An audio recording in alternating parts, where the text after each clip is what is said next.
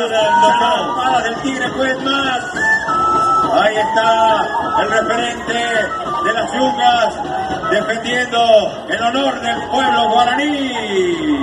Madura el knockout. Ahí maduró el knockout. Fuerte los aplausos para el Tigre.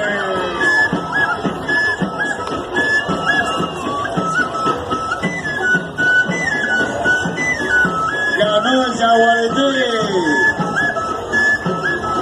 Ahí cortando la bandera, Marcelito Cuellar, concejal de Cananegua. La alegría del Tigre es que expulsó al toro que representa el invasor. El Tigre que representa la identidad del ser guaraní. El Yaguareté.